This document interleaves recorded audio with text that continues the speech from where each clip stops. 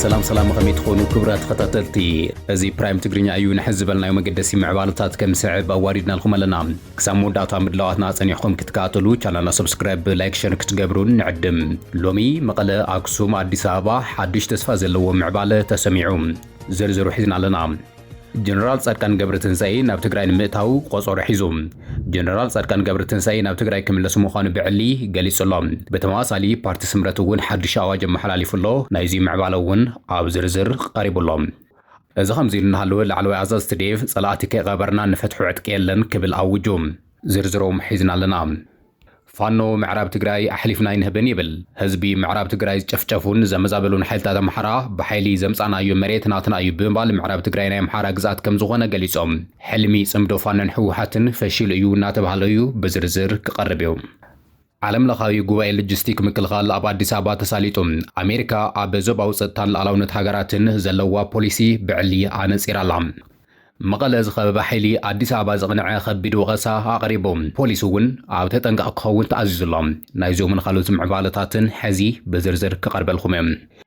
حزب معراب تقراي جفجفون زمزابلون حيلتات محرا بحيلي زمصانا يو مريت معراب تقراي ناتنا يو كبلو بعلي أفليتهم فانو بلو معلت معراب تقراي أحلفنا ينهبن كبل بعلي قوامو أفليتهم وي دبرتون وي منجرون وي ليلا صوت نستو ወልቃይት ያማራ ነው ወይ ራያ ያማራ ነው እንዲለኝ አልጠብቅም ይላል ብዬም አልጠብቅም ባለው ነባራዊ ሁኔታ ለዘመናት ከ30 ምናምን ዓመታት በላይ ወልቃይት ከአማራው እጅ ወጥቶ የቆየው አማራው ጉልበት ስላልነበረው ነው መስህወሓት ጽምዶ ፈጢሮም ንስርዓት አብይ አህመድ በሐባር ኩዋግዮም ተባሂሎም ትጽቢት ተገይርሎም ዝነበረ ናይ ፋኖ አመራርሓ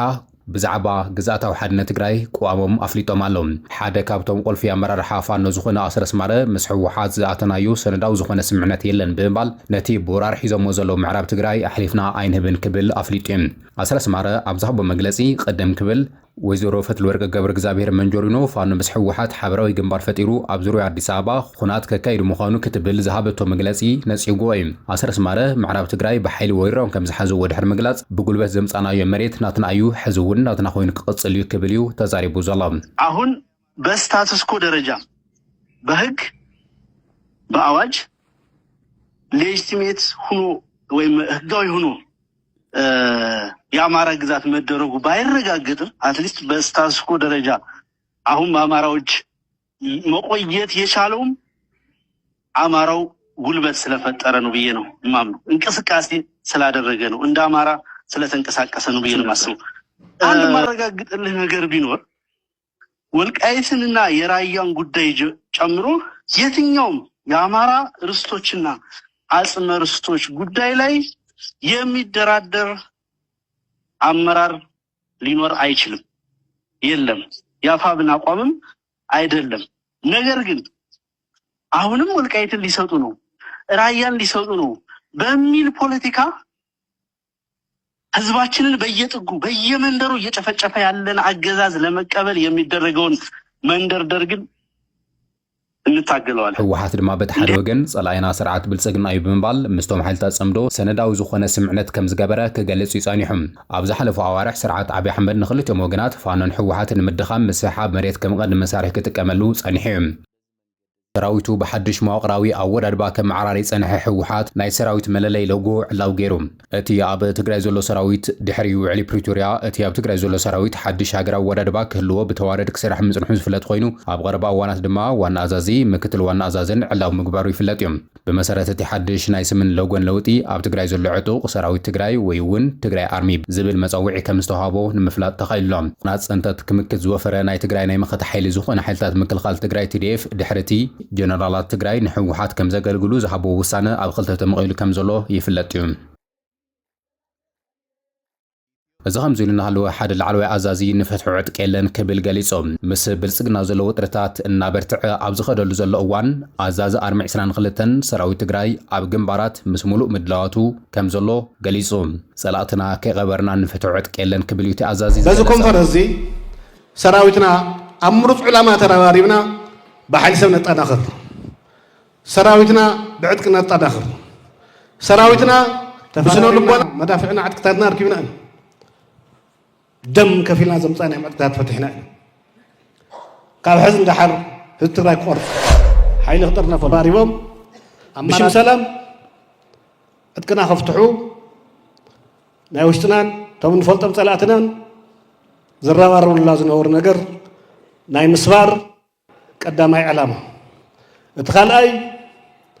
ሰራዊትና ሕጂ ዘለዎ ቁመና ኩላትኩም ከም ትፈልጥዎ ዋላ ዝገጠመ ይጠመና ፈተናታት ሰራዊትና ንምፍራስ መራሕትና እዮም ኢልና ክመርሑና የለም ዝኣመናዮም መንግስትና ኢልና ዝኣመናዮም ዝተሰርሐ ተግባራት ኩላህና ከም እንፈልጦ ካብ ሓይሊ ሰብ ምውሓዱ ንላዕሊ ሓይሊ ሰብ ምቕናስ ዕጥቅና ምቕናስ ንላዕሊ ኣብ ስነ ልቦና ዝተፃወትዎ እቲ ብጣዕሚ ሓደገኛ ዝኾነ ተግባራቶም እዚ ክምክን ሰራዊትና ኣብ ኩሉ ግንባራት ምስ ሙሉእ ቀመኖ ኣሎ ኣቦቶ ኣሎ ሕዚ እውን ከምቲ መሪሕ ጭርሖና ዘበት ንብሔራዊ ብርሰት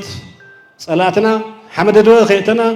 ንፈትዕ ዕጥቂ የለን ጀነራል ጻድቃን ገብረትንሳኤ ናብ ትግራይ ንምእታው ቆፀሮ ሒዞም ጀነራል ጻድቃን ገብረትንሳኤ ናብ ትግራይ ክምለስ ምዃኑ ብዕሊ ገሊጹ ኣሎ ምስ ጀነራላትን መራሕትን ሕወሓት ኣብ ምቅሓር ዘሎ ጀነራል ጻድቃን ገብረትንሳኤ ነቲ ኣብ ትግራይ ኮይኑ ስልጣኑ ዘደላድ ዘሎ ሕወሓት ከም ዝተሰዓረ ገሊጾም መቐለ ከም ዝኣቱ ብተደጋጋሚ ክገልጽ ዝስማዕ ጀነራል ጻድቃን ገብረትንሳኤ ናይዚ መቐፅልታ ድማ ትማሊ ኣብ ኣዲስ ኣበባ ኣብ ሓደ መድረኽ ኮይኑ ኣብ ዘመሓላልፎ መልእኽቲ መቐለ ንምእታው ናይ ግዜ ገደብ ኣቐሚጦም ጻድቃን ገብረትንሳኤ ነቲ ብፖለቲካ ስዒርናዮ ዝበሎ ሕወሓት ሓይሊ ወቂዕና ኣብ ውሽጢ ሓደ ወርሒ ናብ መቐለ ክንኣቱ ኢና ክብል እዩ ተዛሪቡ ዘሎ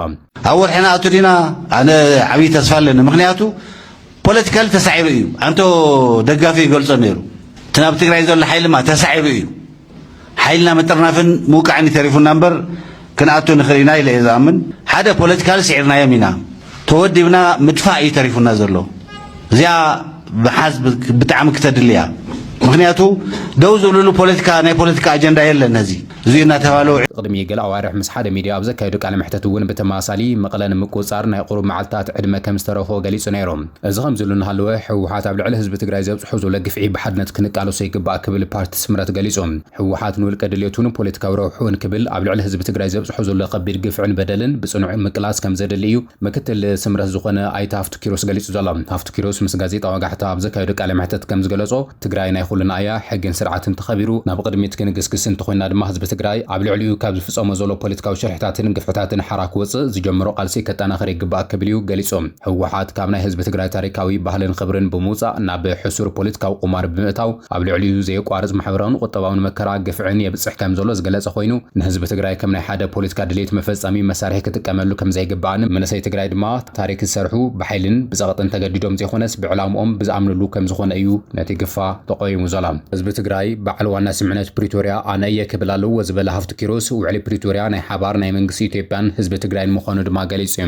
እቲ ስምዕነት ረብሓ ህዝቢ ትግራይ ማእኸል ዝገበረ እምበር ናይ ጉጅለ ሕወሓት ድሌት ንምርዋይ ከም ዘይነበረ ዝገለጸ ንሱ ህዝቢ ትግራይ ካብ ዝጉጅለ ሕወሓት ዝገብሮ ዘሎ ናይ ኩናት ሃዋህው ምድላዋትን ወፂኡ ነቲ ውዕሊ ብፅኑዕ ብምሓዝ ናብ ዳግም ህንፀትን ልምዓትን ክሰጋገር ይግባእ ክብል እዩ ገሊጹ ዘሎ ሃፍቱ ኪሮስ ኣስዒቡ ከም ዝገለጾ ትግራይ ብምዕባለ ትቕየር ዘለዋ ተኽእሎታት ኣብ ግምት ብምእታው እቲ ብስንኪ ጉጅለ ሕወሓት ዝመፀ ቁጠባዊ ፀገም ንምፍታሕ ድማ መጀመርታ ሰላምን ድሕነትን ክረጋገጽ ይግባእ ምዕባለን ዳግም ህንፀትን ክረጋገጽ ዝኽእል ድማ ህዝቢ ትግራይ ተወዲቡ ንሰላምን ልምዓትን ክሰርሕ እንተሎ ጥራሕ ክብል እዩ ተዛሪቡ ዘሎ እቲ ብወገን ሕወሓት ኣብ መቐለ ዝካየድ ዘለዎን ናይ ኩናት ምድላዋትን ናይ ጽምዶ ምግፋፍ መናእሰይ ንውልቀ ድሌት ጥራሕ ዝግበር ምዃኑ ዝገለጸ ንሱ ንህዝቢ ትግራይ ናብ ዝገደደ ከቢድ ሓደጋን ዕንወትን ዘምጽእ እዩ ክብል እዩ ምክትል ውድብ ስምረት ዝኾነ ሃፍቱ ኪሮስ ዝገልጽ ዘሎ ኣብ መቐለ ኣክሱምን ኣዲስ ኣበባን ሓዱሽ ተስፋ ዘለዎ ምዕባለ ተሰሚዑ ተፈተንቲ ተማሃሮ 12 ክፍሊ ብሎም ዕለት 22 ሓምላ መቐለን ኣክሱምን ኣዲስ ኣበባን ፈተና ይወስዱ ኣለዉ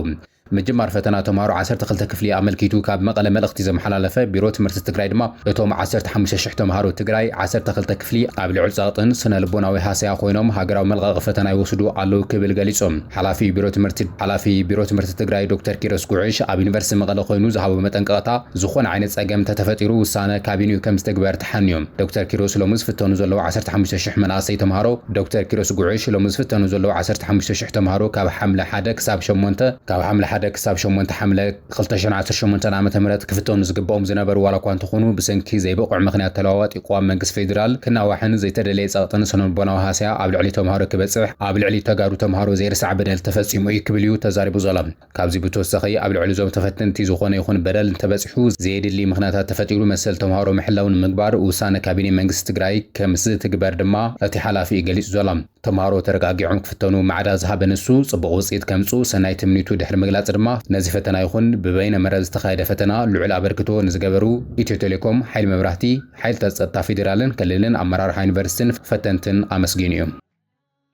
ኣብ ትግራይ ወታደራዊ ተጠንቀቕ ይምዕብል ኣብ ዘለሉ ሰዓት ብልጽግና ከይጠፍአ ህልውና ህዝቢ ትግራይ ኣይረጋገጽን ክብል ኣማኑኤል ኣሰፋ ተዛሪቡሎም ምክትል ሕወሓት ዝኾነ ኣማኑኤል ኣሰፋ እቲ ጆኖሳይደር ስርዓት ዝበሎ ስርዓት ብልጽግና ኣብ ስልጣን እናሃለወ ህልውና ትግራይ ምርጋጽ ኣይከኣልን እዩ ክብል እዩ መጠንቀቕታ መሓላሊፉ ዘሎ ሰራዊትን ፖሊስን ትግራይ ድማ ኣብ ተጠንቀቕ ክኸውን ትእዛዝ ተመሓላሊፉሎም ኣማኑኤል ኣሰፋ ብሎም ዕለት ኣብ ዝሃቦ መግለጺ ስርዓት ብልጽግና ንስምዕነት ሰላም ዕድል ከይሃበ ንትግራይ ንምምርኻኽን ንምጥፋእን ይሰርሕ ከም ዘሎ ድሕሪ ምግላጽ እዚ ስርዓት እዚ ከይጠፍአ ህዝቢ ትግራይ ሰላምን ውሕስነትን ክረክብ ከም ዘይኽእል ድሕሪ ምግላጽ ህዝቢ ትግራይ ንዝመጽእ ዝኾነ ይኹን ሓደጋ ክዳሎ ድማ ጻውዒት ኣቕሪቡ እዮም ኮሚሽን ፖሊስ ትግራይ ዘበት ንብሔራዊ ብርሰት ብዝብል ሓሳብ ኣብ ዘካየዶ መድረኽ ፖሊስ ኣብ ዝለዓለ ተጠንቀቕ ክኸውን ትእዛዝ ኣመሓላሊፉ እዩ ኮሚሽነር ጀነራል ይሕደጎ ስዩም ህዝቢ ትግራይ ንባርነትን ጥፍኣትን ኢዱ ከም ዘይሂብ ድሕሪ ምግላጽ ንቓልሲ ክዳሎ ትእዛዝ ኣመሓላሊፉ እዩ ማእኸላይ መንግስቲ ንስምዕነት ፕሪቶርያ ረጊጹ ንትግራይ ንምድኻም ይንቀሳቐስ ከም ዘሎ ብምጥቃስ ዝኾነ ይኹን መጥቃዕቲ ንምምካት ምድላዋቱ ከም ዝዛዘመ ድማ ገሊጹ እዩ ዓለም ለኸ ጉባኤ ሎጂስቲክ ምክልኻል ኣብ ኣዲስ ኣበባ ተሳሊጡ ኣሜሪካ ኣብ ዞባዊ ጸጥታዊ ሉዓላውነት ሃገራትን ዘለዋ ፖሊሲ ድማ ኣነጺራ ኣብ ሰሙን እዚ ኣብ ኣዲስ ኣበባ ብሓበራዊ ኣሰናዳእነት መንግስቲ ኢትዮጵያን ኣዘዝቲ ሰራዊት ኣሜሪካን ኣብ ኣፍሪካ ዘተኮረ ጉባኤ ሎጂስቲክ ኮሙኒኬሽን ምክልኻል ሃገራት ኣፍሪካ ተሳሊጡ እዩ ኣብዚ ጉባኤ እዚ ዝተረኸበ ላዕለዋይ ኣዛዚ ኣፍሪኮም ጀነራል ዳግቪን ኣንደርሰን ብዛዕባ እዋናዊ ጸጥታ ኢትዮጵያ ዞባ ቀረን ኣፍሪካን ኣገዳሲ መብርሂ ሂቦም ጀነራል ዳግቪን ኣንደርሰን ኣብ ዝሃቦ መብርሂ ዝኾነ ሃገር ውሽጣዊ ጸገማት ብናቱ ኣገባብ መንገዲ ምፍታሕን ናይ ሓገዝ ሙሉእ መሰልን ሓላፍነት ከም ዘለዎ ገሊጹ እዩ ኣንደርሰን ወሲኹ ከም ዝገለጾ ኣሜሪካ ምስቲ ሉዓላውነት ሃገራት ናይ ምኽባር መትከላት ሓበራዊ ስግኣት ኣብ ዝፈጥሩ ግብረ ሽብራውያን ዝበሎም ሓይልታት ኣሜሪካ ምስቲ ሉዓላውነት ሃገራት ናይ ምኽባር መትከላ ሓበራዊ ስግኣት ኣብ ዝፈጥሩ ግብረ ሽብራውያን ጽንፈኛታት ግን ምስ ዝምልከቶም ሃገራት ብምትሕባር ክትሰርሕ ምዃና ገሊጹ እዩ ንሱ ናይጀርያ ከም ኣብነት ብምጥቃስ ድማ ኣሜሪካ ካብ ምልውዋጥ ሓበሬታ ስለያ ሓሊፋ ኣድላይ ኮይኑ ኣብ ዝርከበሉ እዋን ቀጥታዊ ወታደራዊ ስጉምቲ ክሳብ ምውሳድ ዝበጽሕ ቁርጸኝነት ከም ዘለዋ ድማ ተገሊጹ እዩ እቲ ኣብ ኣዲስ ኣበባ ዝተገበረ ጉባኤን ዝተውሃበ መብርህን ድሕርቲ ንመሰጋገሪ እዋን ዝነበረ ዝሑል ዝምድና ሕዚ ኣሜሪካ ምስ ማእኸላይ መንግስቲ ኢትዮጵያ ስትራቴጂካዊ ርክባት ንምሕዳስ ትሰርሕ ከም ዘላ ዘመላኽት እዩ እውን ተባሂሉሎም ፕሬዚደንት ትራምፕ ኣብ ወርሒ ለካቲት ኣብ ልዕሊ ኢራን መጥቃዕቲ ከካይድ ካብ ዝእዝዝን ድሓር 18 ወታደራት ኣሜሪካ ከም ዝሞቱ ብውሕዱ 624 ከም ዝቆሰሉ ፔንታጎን ገሊጾም ካብቶም ጉዳት ዝበጽሖም እቶም 417 ድማ ምስ ስርሒት ኤፒክ ፉሪ ዝተኣሰር ክኸውን እንከሎ እቶም 200 ድማ ኣብ ስርሒት ወፃኢ ሃገራት ዝሳተፉ ምዃኖም ተገሊጾም ኣብ ዝሓለፈ ሰሙን ፔንታጎን ኣብ ኩናት ኢራን ካብ ዝተቐተሉ 4 ኣባላት ሓዊሱ ኣብቲ ኩናት ዝተቐተሉ ዝቆሰሉ በዝሒ ዝርዝር ኣመሓይሽወሎም መረዳእታ ሚኒስትር ምክልኻል ክሳብ ዝሓለፈ ሰሉስ ኣብ ወፍሪ ኢራን 8 ተቐቲሎም 482 ድማ ቆሲሎም ዝብል ነይሮም ድሒሩ ዝተገበረ ምምሕያሽ ግና ቁጽሪ ዝሞቱ ብ4 ብምንካይ ጠቕላላ ቁጽሪ ዝሞቱ ናብ 14 ከም ዝወረዱ ተገሊጹ እዩ እዚ ከምዚ ኢሉ ንሃለወ ቻይና ንኢራን ዘመናዊ ሚሳይላት ክትቐርብ እያ ኢራን ኣብ ውሽጢ ሒደት ሰሙናት ካብ ቻይና ዝተሰርሑ ሓደሽቲ ናይ ምክልኻል ኣየራት ሚሳይላትን ክትርከብ ምዃና ተገሊጾም ትራምፕ ኣብ ዝሓለፈ ሰሙን ቻይና ንኢራን ኣጽዋር ከም ዘይትሸይጥ ውሕስነት ሂባትን እያ ክትብል ድሕሪ ምግላጹ እዩ እዚ ዜና እዚ ተሰሚዑ ዘሎ